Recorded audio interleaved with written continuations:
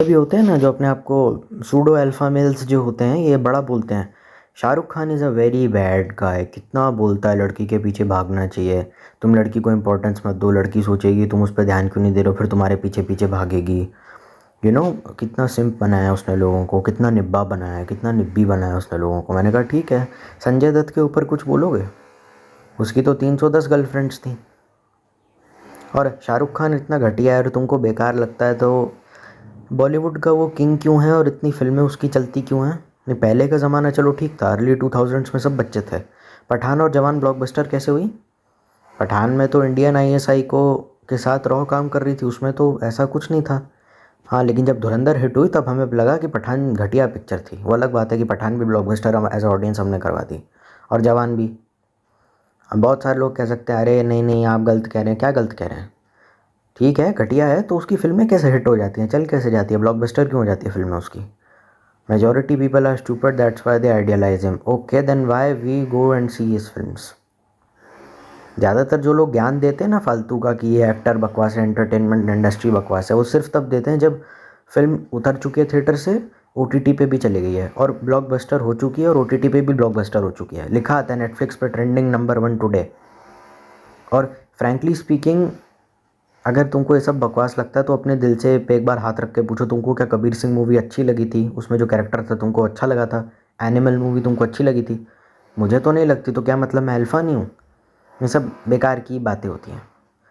ठीक है, कोई 310 गर्लफ्रेंड लेकर के घूम रहा है और कह रहा है कि मैं भी यही चाहूँगा, मेरा बच्चा मेरी तरह लड़कियों में घुसा रहे और अपनी लाइफ पे फोकस ना करे, बस लड़कियाँ पटाता रहे, तो उस आदमी को अपने दिमाग का इलाज करवाना चाहिए, क्योंकि उसने तो औरतों को कभी कुछ समझा ही नहीं।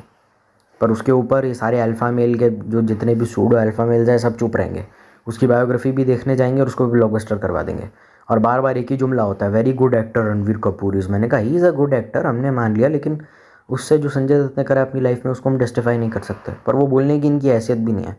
संजय दत्त तो पीक मैस्कुलिनिटी लगता है ना इनको, जिसका 310 गर्लफ्रेंड थी, कैंसर के अपनी बीवी को मरता छोड़ गया था, फिर माधुरी दीक्षित के साथ उसने अफेयर करा था। हाँ, अपनी मरती हुई बीवी को छोड़ गया, फिर अपनी बच्ची उसकी कहाँ है, वो बेचारी लंदन में अकेली पल रही है। इसने फिर इंडिया आया, फिर 3 साल एक लड़की के साथ दोस्ती करी, फिर 3 साल रिलेशनशिप करा, फिर उसके साथ शादी बच्चे करे, और उसकी बच्ची जो पहली बीवी से वहीं पे सड़ रही है। और माधुरी का कुछ पता नहीं, वो डॉक्टर नैने के चक्कर में पड़ गई और आज भी कहती है संजय दत्त की आंखें तो बड़ी नशीली हैं, इंस्पाइट ऑफ बीइंग मैरिड। और इन संजय दत्त और माधुरी के दोनों के दो दो बच्चे हैं। तो ये इस आदमी को आप आइडियलाइज़ करते हैं। शाहरुख खान घटिया लगता है तो संजय दत्त क्या लगता है फिर? नहीं, उसकी फिल्म तो हम देखते नहीं। धुरंधर नहीं देखी आपने? धुरंधर नहीं देखी आपने? उसमें कौन था? संजय दत्त ही तो था पार्ट 1 और पार्ट 2 में। मैंने नहीं देखी थिएटर में, पर मैंने रिव्यू तो देख रखे हैं फिल्मों के ऑनलाइन, और विकीपीडिया में पढ़ता हूँ फिल्मों का, तो उसमें लिखा हुआ है संजय दत्त। तो ये बोल देना कि हमने तो देखा ही नहीं, हमको तो कुछ पता ही नहीं, तो बेवकूफ़ी वाली बात है। किसी को नहीं बोला डेटिंग एडवाइस कैसे होती है, कैसी लड़की पसंद करो, कैसी लड़की के साथ घर बसाओ, कौन से आदमी के साथ रहना चाहिए, कौन से के साथ नहीं रहना चाहिए। मैंने तो कभी किसी को फालतू का ज्ञान नहीं दिया। मैंने तो सिर्फ इतना बताया है गंदे घर की क्या पहचान होती है। और वो कैसे बताया, मैंने खुद अपने दोस्तों का घर ऐसे देखे मैं। बहुत उछलते थे, अरे you don't know the value of marriage and all that Krebs. Haryana से थे वो लोग, दे वर नॉट फ्रॉम दिल्ली और any financial capital of the country. नहीं, मैं ऐसा नहीं कि मैं दिल्ली को छोटा मानता हूँ, हरियाणा को बड़ा मानता हूँ, दोनों मेरे लिए सेम चीज़ है। पर वो हरियाणा से थे, और आप जिन लोगों को नहीं पता, वहाँ जल्दी शादी हो जाती है, और वहाँ हरियाणा और ऑनर किलिंग के लिए काफ़ी फेमस है औरतों के लिए। तो उनका घर हमने देखा, हम गए, दोस्त वोस्त थे, मिलना जुलना होता रहता था, क्योंकि हम सबकी मम्मियाँ गुड़गांव में नौकरी करती हैं। तो देखा, तो इतना अजीब लगा और इतना टॉक्सिक वहाँ का एनवायरनमेंट लगा कि हम बाहर ही आ गए, और वादा किया कि वापस कभी नहीं जाएंगे। वो मुझे बुलाता था बाद में, फिर मैंने उसका कॉल्स लेने बंद कर दिए, मैसेजेस लेने बंद कर दिए, ब्लॉक भी कर दिया, तब से आया नहीं मेरी लाइफ में। तो दिस क्लियरली शोज़ कि मैंने जो कुछ भी जिया है मैंने उस पर ही बोला है, अपनी ऑब्जर्वेशन बताई है। और मैंने सॉल्यूशन नहीं बताया, मैंने तुमको ऑब्जर्वेशन भी नहीं बताई है। मैंने सिर्फ बताया कि कहाँ से उठ करके भाग जाना है, रुकना भी नहीं, देखना भी नहीं।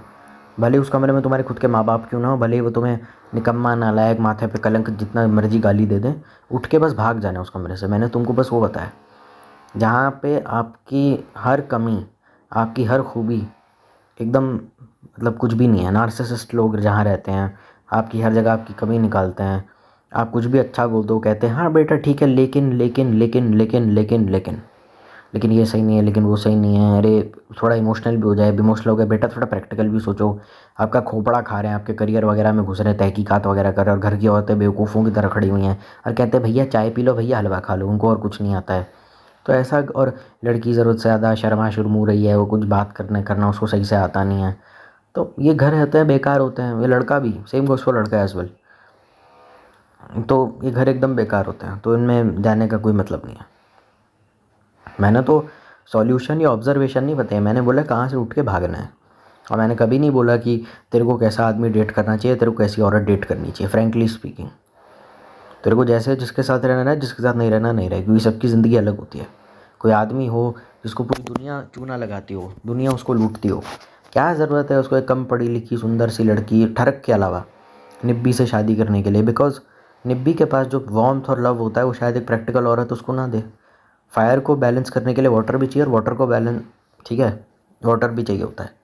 अब वाटर कौन है, फायर कौन है, आइस कौन है, अब आप वो देखिए। लेकिन ऐसे नहीं बोल सकते, आग लगी है तो उसमें बर्फ़ डालोगे नहीं, पानी डालोगे। तो जहाँ जिसकी जो रिक्वायरमेंट है उसके हिसाब से ही वही है। कोई जैसे अच्छाई है तो बुराई भी होगी, दिन है तो रात भी होगा, बस वैसे ही अल्फ़ा है तो सिम्प भी होगा। अब इसका कोई और एक्सप्लेनेशन नहीं दिया जा सकता। हर कोई अगर अल्फ़ा होने लग गया, तो अल्फ़ा होने का मतलब कहीं ऐसा तो नहीं है कि आप सेल्फिश होते जा रहे हैं, आप सिर्फ अपने लिए जी रहे और खुदगर्ज हो रहे हैं और समाज को कह रहे हैं समाज जाए माँ चुदाने। क्योंकि अगर ऐसी सोच सबकी हो गई तो फिर दुनिया चलेगी कैसे? कभी सोचा है? बात यह है कि जो लोग कहते हैं ना कि हम करोड़पति बन जाएंगे तो हमारी लाइफ की, अल्फ़ा मेल के जितने भी स्टूडेंट्स होते हैं वो इस बात को मानते हैं कि हम करोड़पति बन जाएंगे तो हमारी ज़िंदगी की सारी प्रॉब्लम सॉल्व हो जाएंगी, क्योंकि अभी हम पे पैसा नहीं है, घर भी शांत हो जाएगा। ऐसा होता नहीं है। I know many people out there जिनके घर में 3 मेडें हैं या 2 मेडें हैं, जो घर में 3-3 टाइम आती है, उनका फ्रिज ही खाली 1 लाख का है। ऐसे हमारे रिश्तेदार हैं, एंड ट्रस्ट में वो इतने गंदे और इतने ज़्यादा टॉक्सिक हैं कि उनसे मैं मिलना भी नहीं चाहता। उनका नाम भी मैं याद रखना नहीं चाहता, मिलना तो बहुत दूर की बात है। तुम्हारे जो आसपास के अमीर लोग हैं उनका तुमने बिहेवियर देखा है क्या, कैसा होता है? उनके मन में कभी नहीं आया होगा कि अल्फ़ा क्या होता है, सिम्प क्या होता है, लड़कियों के बारे में कि ये खाली गोल्ड डिगर होती हैं या मर्दों को सिर्फ औरतों से सेक्स चाहिए होता है। उनके मन में कभी नहीं आई होगी बात ये। क्या वो तुम्हारी तरह क्या वो अल्फ़ा या सिम्प से नहीं टकराते होंगे? जो कुछ तुम्हें चाहिए वो करोड़ों लोग इस दुनिया में हासिल पहले से ही कर चुके हैं। पैसा, गाड़ी, महंगा घर, इंटरनेट, सुंदर सेक्सी हॉट बीवी, अच्छा खासा सेक्स, शराब, नशे, पार्टी, जो भी तुम करना चाहते हो। लेकिन उसके बाद भी उनका बिहेवियर इतना ज़्यादा गंदा है कि वो लोगों को सिर्फ अपने फ़ायदे के लिए इस्तेमाल करते हैं। No many rich people out there जिनका कैरेक्टर ज़ीरो है। इंडियन में सिविक सेंस नहीं है ना, उनमें तो सिविक सेंस उनको तो पता भी नहीं होती क्या है। और मैं सारे अमीरों के बारे में बात नहीं कर रहा हूँ, पर आप अगर देखेंगे कभी कोई अमीर रिश्तेदार आपके घर में आता है, आपका बिहेवियर कैसा हो जाता है, उनका बिहेवियर कैसा हो जाता है, दोनों चीज़ें अलग होती हैं। क्योंकि दे डोंट, वो पैसा सिर्फ अपने लिए रखते हैं और वो बहुत खुदगर्ज होते हैं। और तुम कह रहे हो मुझे करोड़पति बनना है, तो कहीं ऐसा ना हो कि अपने आप को अल्फ़ा बोलने के चक्कर में, अपने आप को रेबेल बोलने के चक्कर में तुम उनकी तरह बन जाओ। और अगर तुम बन भी गए तो तुमको बताने वाला कौन होगा कि तुम उनकी तरह बन गए? क्योंकि माँ बाप का मुंह अगर पैसे से बंद हो गया है या वो उनसे पैसे से बंद हो गया है, वो पैसे के चक्कर में बोल नहीं पा रहे हैं, तो कहीं ऐसा ना हो कि उनका भी बिल्कुल मुंह बंद हो जाए।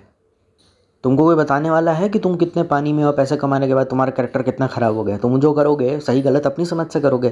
तुम्हारी समझ सही गलत है, तुमको बताने वाला कौन है? बचपन में माँ बाप बता देते थे, लेकिन जब आप पैसा कमाना शुरू कर देते हो तो माँ बाप बताना भी बंद कर देते हैं। सजेशन दे देते हैं एफडी में पैसे लगा लो, पहले तो थप्पड़ मार के जा काम करके। अब बिल्कुल ऐसा नहीं होता है। तो ये चीज़ें फ़र्क करती हैं। आई नो मैनी रिच पीपल जो टैक्स की चोरी भी करते हैं, जो दुनिया के भर के सारे इलीगल और गंदे काम करते हैं, और फिर जो गंदे से गंदा आप सोच सकते हैं उन्होंने सब किया हुआ है अपनी लाइफ में। And trust me, everything is a lie that you see in movies कि अमीर आदमी अच्छा होता है। वो कहते हैं कि, और हाँ एक और चीज़ उनके पास, और वो जो रिश्तेदार हैं वो कोई कॉर्पोरेट मजदूरी नहीं करते हैं मेरे वाले। मेरे जो रिश्तेदार हैं, बहुत सारे लोग कहेंगे अरे वो गंदी नौकरी करते होंगे, कॉर्पोरेट मजदूर होंगे, इस वजह से वो सब करते होंगे। ऐसा कहीं नहीं है। वो अपनी पसंद का काम करते हैं, they love their jobs, but they are absolutely trash and disgusting. गंदी गंदी उल्टी उल्टी सीधी फिल्में चला देना, उनकी सोच इतनी ज़्यादा घटिया है। एक एग्जांपल देता हूँ, कहती हैं कि अगर फिल्म में कोई 18+ सीन आ जाता है तो घर वाले मिलके साथ में क्यों नहीं देख सकते? इतना इनका लो IQ है। अब इतने लो IQ लोगों के साथ आप कैसे बात कर सकते हैं?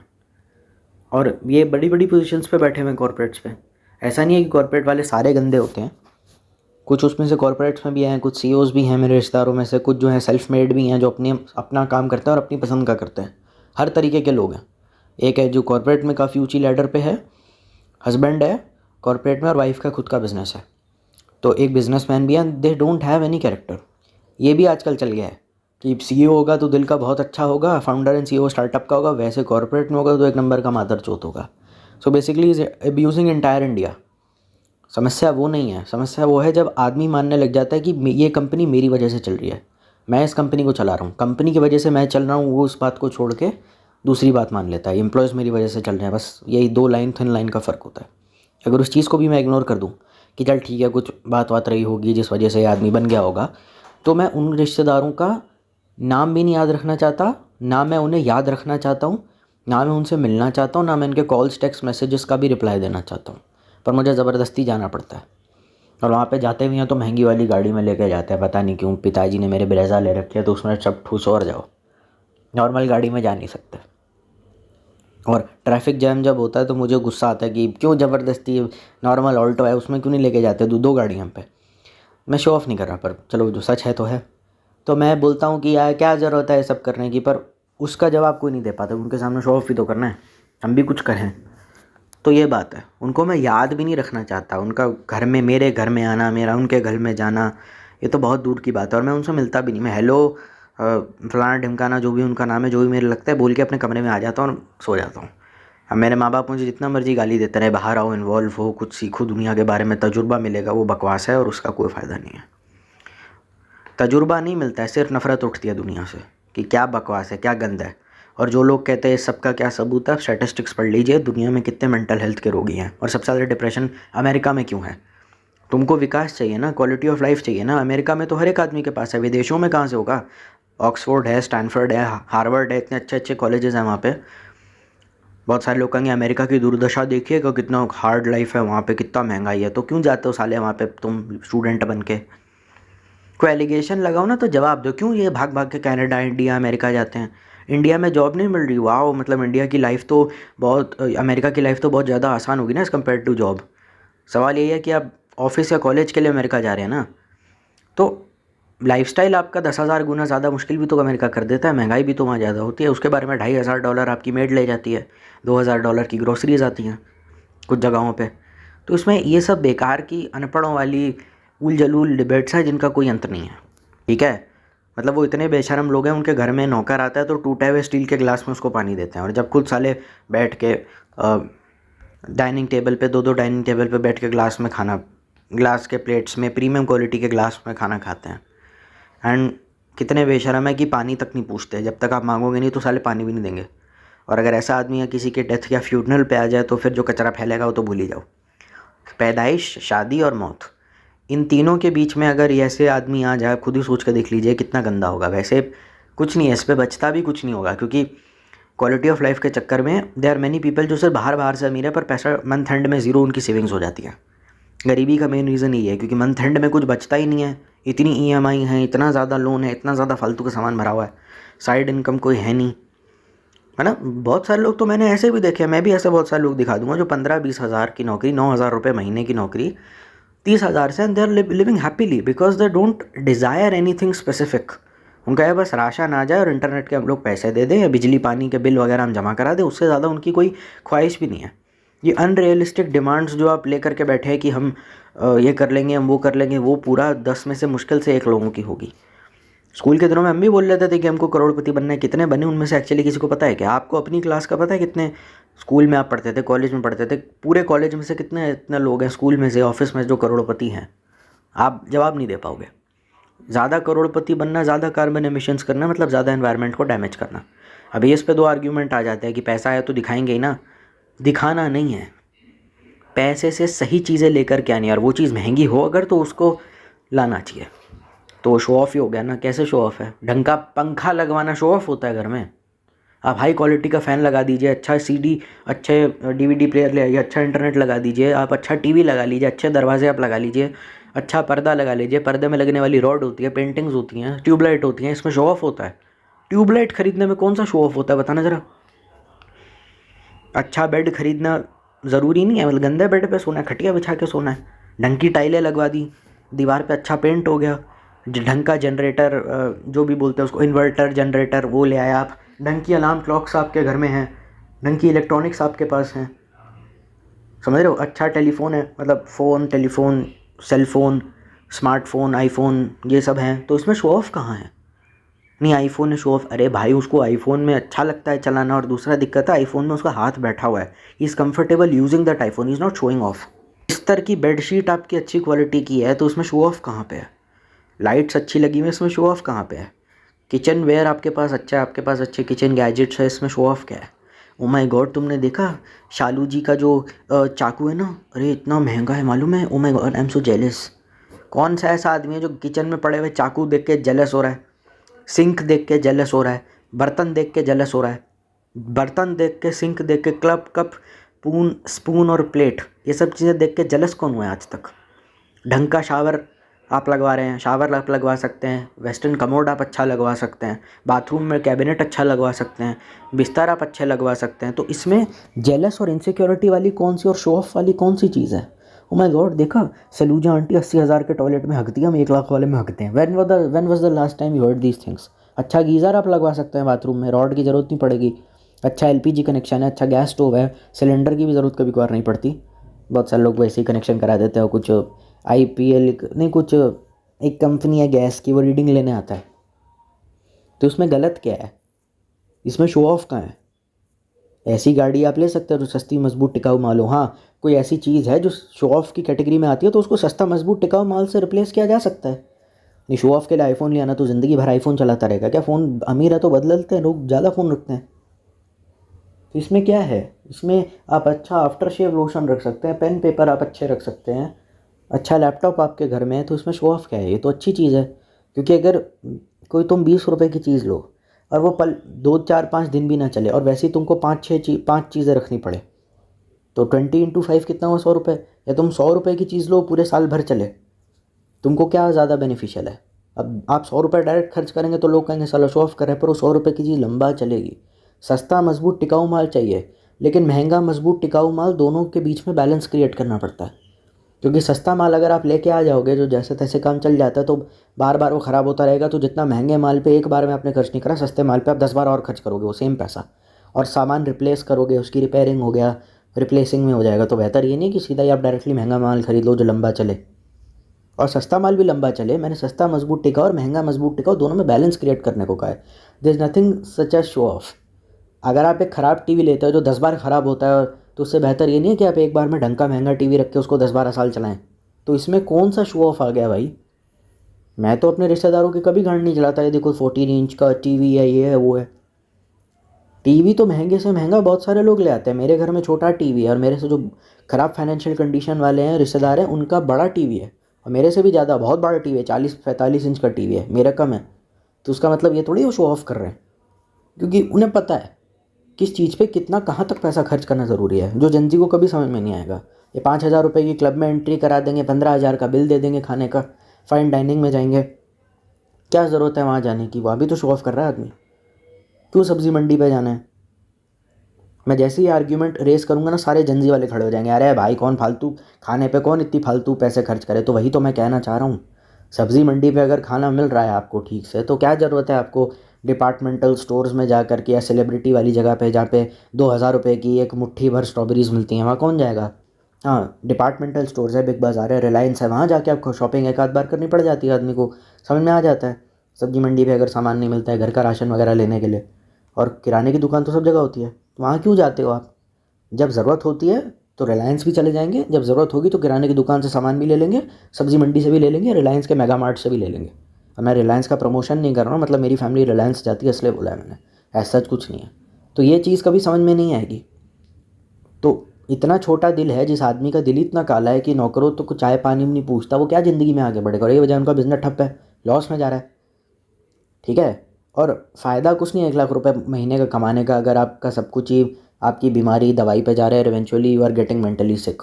वो कितना पैसे थेरेपी पे देते हैं, कितनी उनकी मेंटल हेल्थ वीक है और फक्ड अप है, और उसको कंपनसेट करने के लिए क्या गंदा मचाते रहते हैं वो मैं जानता हूँ, ठीक है।